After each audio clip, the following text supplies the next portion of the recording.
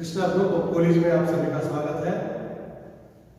Students, अब तक हमने जो हरटाग समिति के बारे में पढ़ा है, हरटाग समिति का गठन क्यों हुआ है और हरटाग समिति ने अपने प्राथमिक शिक्षा संबंधी क्या उन्होंने अपने सुझाव दिए हैं।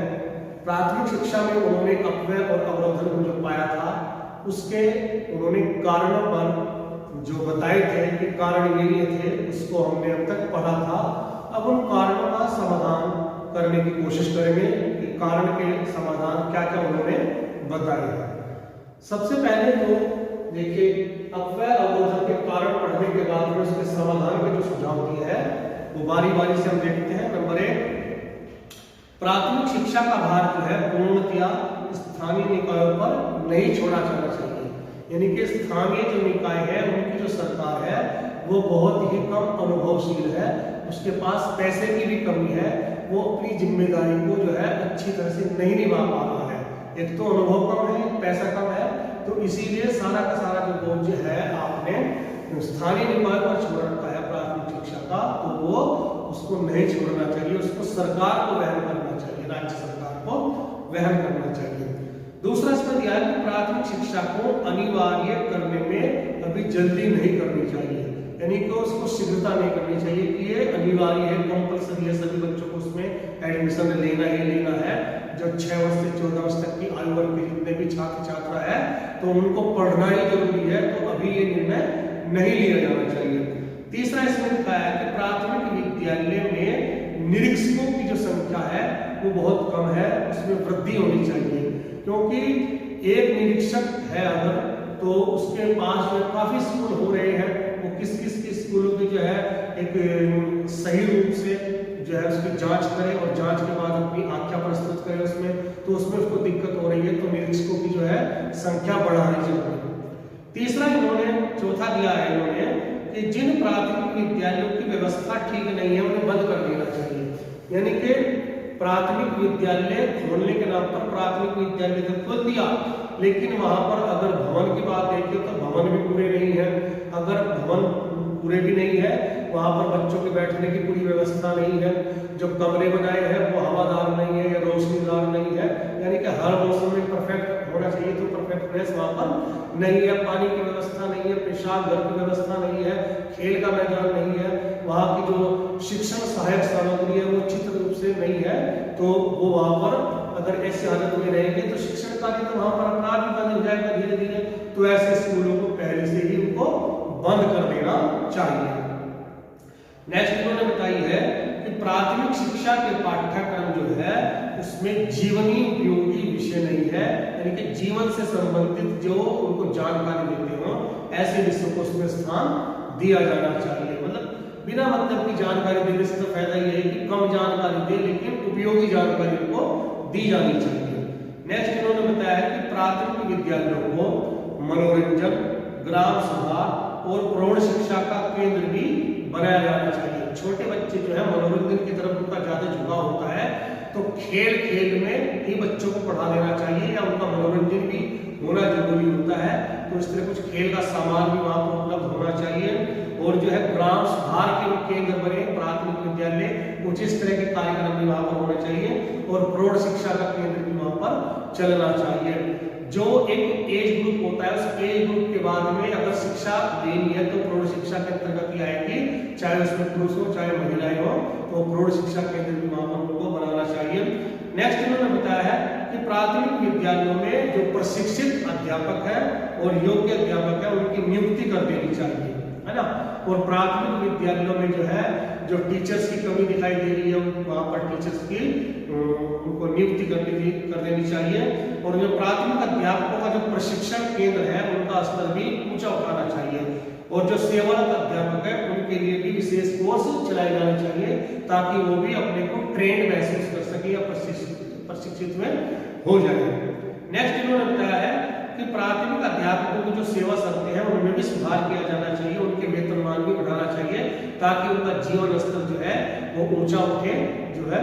नेक्स्ट इन्होंने बताया है कि प्रारंभ से ही अपव्यय और अवरोधन को रोकने के प्रयत्न करने चाहिए, यानी कि शुरू की जो कक्षा है हमारी 1-2 क्लास ही, अगर उसमें ही हम अपव्यय अवरोध को प्रयास करेंगे तो हो सकता है कक्षा 5 तक पूरा हो जाए वो ठीक, या कक्षा 6-7 तक वो ना ही बढ़े आगे, है ना।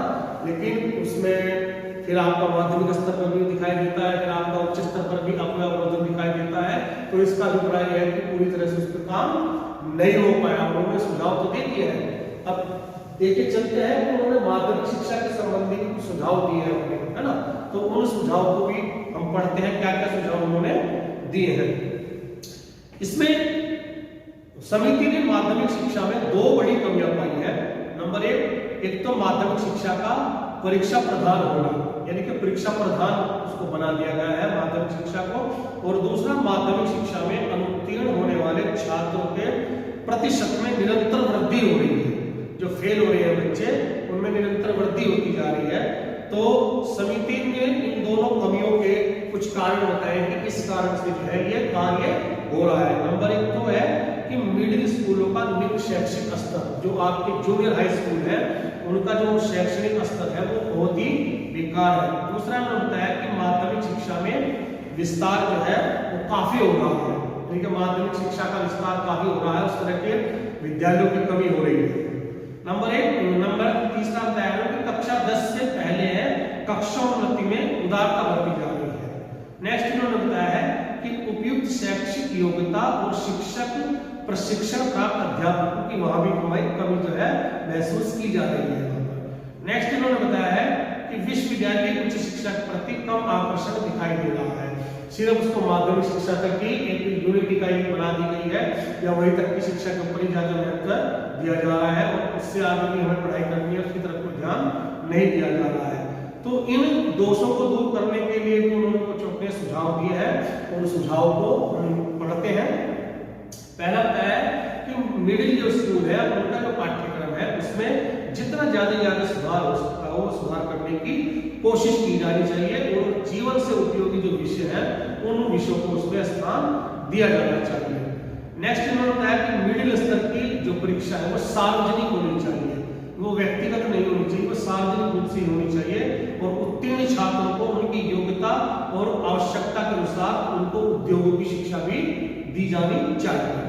तीसरा इन्होंने बताया कि माध्यमिक स्कूलों का जो पाठ्यक्रम है उसमें व्यावसायिक और तकनीकी जो विषय होते हैं आपके, उनका भी समावेश किया जाना चाहिए। नेक्स्ट इन्होंने बताया कि हाई स्कूल स्तर पर वैकल्पिक पाठ्यक्रमों की व्यवस्था होनी चाहिए, जैसे आर्ट ग्रुप हो गया, साइंस ग्रुप हो गया, कॉमर्स ग्रुप हो गया, और उसमें भी लड़कियों के लिए अलग से विषय होने चाहिए, लड़कों के लिए अलग से विषय होने चाहिए, और उसमें छूट होनी चाहिए कि जो जिसमें पढ़ना चाहे वो उसको पढ़ सकता हो, है ना। तो अपनी जो उनकी रुचि है, उनका जो योग्यता है उसके अनुसार वो उसमें विषयों का चयन कर सकते हैं। नेक्स्ट इन्होंने बताया कि माध्यमिक विद्यालयों में उच्च शैक्षिक योग्यता प्राप्त जो टीचर्स की कमी है या प्रशिक्षित टीचर्स की वहां पर कमी है, तो वो भी दूर की जानी चाहिए। नेक्स्ट इन्होंने बताया है कि शिक्षकों के जो वेतन है वो बढ़ाने चाहिए, उनकी सेवा शर्तों में जो है सुधार किया जाना चाहिए, और उन्हें बीच में नहीं निकालना चाहिए, उनको एक कंप्लीटली जो है तो उनका जो एक वो होता है टाइम पीरियड होता है उसको पूरा कर देना चाहिए। तो कुछ इस तरह की इन्होंने ये चीज बताई है इसमें सुधार करने की। नेक्स्ट इसमें आता है कि उच्च शिक्षा संबंधी भी इन्होंने कुछ अपने सुझाव दिए हैं। तो उच्च शिक्षा आपकी जो माध्यमिक शिक्षा के बाद में शुरू होती है उसके बाद बारे में उन्होंने कुछ सुझाव दिए, वो क्या है, जैसे बताया कि तत्कालीन उच्च शिक्षा की संख्यात्मक प्रगति को तो संतोषजनक बताया है, परंतु उसके गुणात्मक स्तर में गिरावट दिख रही है, यानी कि संख्या तो बढ़ती आ रही है, आपके डिग्री कॉलेज भी खुलते जा रहे हैं, उनमें बच्चों की जो है संख्या बढ़ती जा रही है, लेकिन एक क्वालिटी मेंटेन रखना उनके बस की बात नहीं रही है। तो वहां पर एक गुणात्मक जो है वो सही रूप से गुणात्मक स्तर नहीं दिखाई दे रहा है। तो साथ ही उन्होंने यह भी स्पष्ट किया कि यह शिक्षा केवल सैद्धांतिक ही है, थ्योरेटिकल शिक्षा दी जा रही है उच्च स्तर पर, वहां पर जो है जो व्यवहारिक शिक्षा जो है या व्यावसायिक शिक्षा वो नहीं दी जा रही है। तो इससे क्या हो रहा है, इससे शिक्षक बेरोजगारी जो है वो बढ़ रही है, शिक्षा में बेरोजगारी बढ़ रही है, या जनसंख्या में जो है वो बेरोजगारी बढ़ती जा रही है। तो उसके लिए उन्होंने कुछ कारण बताए हैं, वो कारण क्या हो सकते हैं। नंबर 1 बताया है कि विश्वविद्यालयों और उनसे संबद्ध या मान्यता प्राप्त महाविद्यालयों के बीच एक उचित तारतम्य नहीं है, यानी कि डिग्री कॉलेज जो है बहुत खुलते जा रहे हैं और आपके विश्वविद्यालय से मान्यता प्राप्त है वो महाविद्यालय, नहीं हो पा रहा है, अपनी समस्याओं के लिए उनको अवगत नहीं करा पा रहे हैं। दूसरा इन्होंने बताया है कि विश्वविद्यालयों और महाविद्यालयों इनका जो आपका पाठ्यक्रम है वो सारा का सारा सैद्धांतिक है, व्यवहारिक नहीं है, आपका व्यवसायिक नहीं है। तीसरा इन्होंने बताया कि विश्वविद्यालयों और महाविद्यालयों में ऑनर्स कोर्स भी जो है वो नए ढंग से चलाए जा रहे हैं। ऑनर्स कोर्स जो होते हैं कि एक विषय में आपको स्पेशल एजुकेशन दी जाती है, तो वो भी सही ढंग से वहां पर नहीं चलाए जा रहे हैं। इनमें इन्होंने बताया कि विश्वविद्यालय और महाविद्यालयों में लाइब्रेरी की उचित व्यवस्था भी नहीं है, पूरी तरह से जो किताबें वहां पर होनी चाहिए, बच्चों के पढ़ने के लिए सुविधा होनी चाहिए, वो वहां पर सुविधा उपलब्ध नहीं है। नेक्स्ट इन्होंने बताया कि विश्वविद्यालयों और महाविद्यालयों में इंटरमीडिएट पास किसी भी छात्र छात्रा को प्रवेश ही दिया जाना चाहिए, यानी कि इंटर पास के बाद में ही उनको प्रवेश दिया जाना चाहिए। नेक्स्ट इन्होंने बताया है कि विश्वविद्यालयों और महाविद्यालयों में छात्रों की संख्या उनकी क्षमता से अधिक बढ़ती जा रही है, यानी कि वहां पर सीटिंग प्लान उतना नहीं है और छात्रों की संख्या वहां पर बढ़ती जा रही है, तो इसलिए वहां पर जो गुणात्मक स्तर है वो गिरता जा रहा है और वहां पर एक संतोषजनक जो गुणात्मक स्तर होना चाहिए वो वहां पर उसके परिणाम नहीं मिल पा रहे हैं। तो इसके भी उन्होंने कुछ कारण दिए हैं, इनको कारण तो ये बताया ही दिए हमने, इन कारणों को कैसे दूर किया जाए, इन दोषों को दूर कैसे किया जाए, उसके लिए भी उनको सुझाव अपने दिए हैं।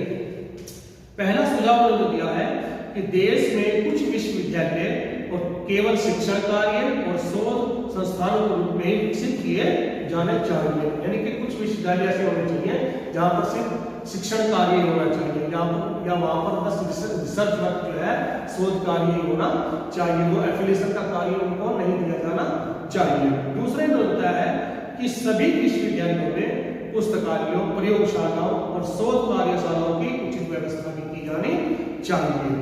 तीसरा इन्होंने बताया है कि कुछ विश्वविद्यालयों में ऑनर्स कोर्स चलाए जाए और उनका स्तर जो है सामान्य कोर्स से ऊंचा होना चाहिए, यानी कि ऑनर्स कोर्स तो चलाते हैं लेकिन वो उसी तरह के चला रखे हैं तो उसका कोई फायदा नहीं है। नेक्स्ट इन्होंने बताया है कि विश्वविद्यालयों और महाविद्यालयों में औद्योगिक और तकनीकी शिक्षा की व्यवस्था भी की जानी चाहिए, उच्च शिक्षा को रोजगारपरक में बनाया जाना चाहिए। नेक्स्ट इन्होंने बताया है कि विश्वविद्यालयों में रोजगार कार्यालय जो है या एम्प्लॉयमेंट ऑफिस जो इसको बोला जाता है वो खोले जाने चाहिए और छात्रों को जो है उसकी ज्यादा जानकारी दी जानी चाहिए ताकि वो अपनी वहां से रोजगार प्राप्त कर सके, वो नौकरी प्राप्त कर सके, उनको वहां से हेल्प मिल सके। नेक्स्ट इन्होंने बताया है कि विश्वविद्यालयों और महाविद्यालयों में छात्रों के जो एडमिशन लेने के जो नियम है वो कठोर कर देने चाहिए। उसमें यह नहीं है कि सभी को वहां पर एडमिशन मिल रहा है, चाहे वो 3rd क्लास पास होकर के आया है या उसमें बिल्कुल ही गिरे हुए नंबर से पास होकर के आया, सबको एडमिशन दिया जा रहा है।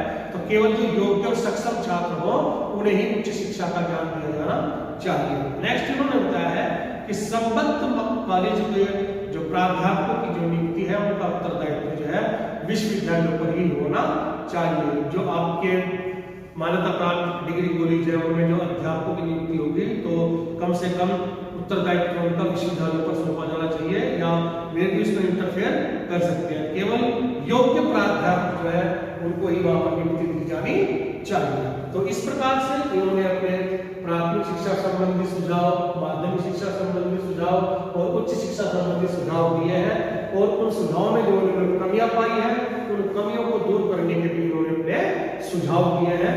और ये इनके सुझाव जो है वैसे तो सरकार ने इनको ज्यादातर इसको जांचा है, परखा है, पढ़ा है, काफी इसका सर्वेक्षण किया है जो उन्होंने सुझाव दिए थे, लेकिन इनके सुझाव जो है ये हमारी भारतीय शिक्षा इतिहास में जो है कोई ज्यादा खास नहीं दिखाई दिए हैं क्योंकि सरकार ने इनको ज्यादातर नकार दिया है, इसको माना नहीं है।